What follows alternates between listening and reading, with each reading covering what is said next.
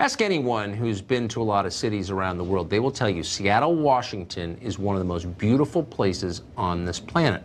It's also politically one of the most liberal. And as a direct result of that, Seattle is now a haven for homelessness and drug use. Now, a documentary by the local news station Como warns of the consequences. Normal middle-class people cannot live in Seattle anymore because the city is dying. The city mayor doesn't give the cops authority. That's the problem. This is one of the most beautiful regions in the entire world, and right now, with lack of a better word, it looks like It's infuriating. Every camp I walk into, there was a weapon, multiple weapons. I found modified weapons.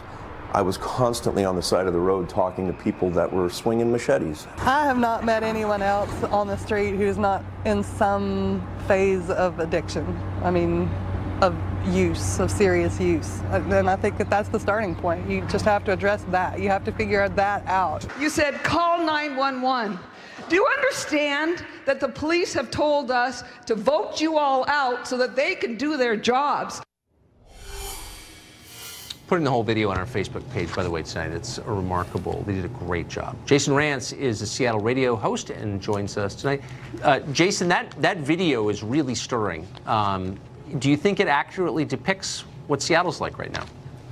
I mean, look, if anything, it underplays exactly what's happening. In the last 10 days, there was an instance in which a mentally ill homeless man, 6'3", 270 pounds, tried to throw a woman over a highway overpass. That same exact freeway, I-5, a major freeway, just last week had a bunch of homeless people burning garbage dangerously close to a gas pipe. The Seattle Fire Department had to put out a memo saying, we're worried about the structural integrity here. And then just today, literally hours ago, in the community of Ballard, there was a homeless man who was attacking people with a crate. He hit one individual in the head. You know, they asked the question as to whether or not Seattle is dying. Not only is Seattle dying, but we've got a bunch of leaders who are letting it die. You've got a council and a mayor's office that is playing politics. They're being ideological. They go after anyone like me who happens to say, hey, maybe we should be helping these people, putting them into treatment, putting them into housing. But they say, well, we would just be inconveniencing them, that it's not compassionate to move them from site to site. I'm sorry, it's not compassionate to let them live like this. Your compassion is killing No, and they're drug addicts. So it sounds like your mayor doesn't care about Seattle at all. The mayor on this particular issue loves to talk about how much she cares, and that's sort of a theme going on all across the country with some progressives. They like to tell us how much they care, but they don't actually follow it up with any action. We have a governor right now who is desperately trying to become president, who's talking about how amazing Washington is, while completely ignoring that a major city in Washington, a hub for business and the economy, is dying because of a lack of leadership, and it's a shame. I mean, it's absolutely shocking that this could happen. Is there anybody, and I wish we had more time for this, but is there anybody in elected office in Seattle who's going to fix this?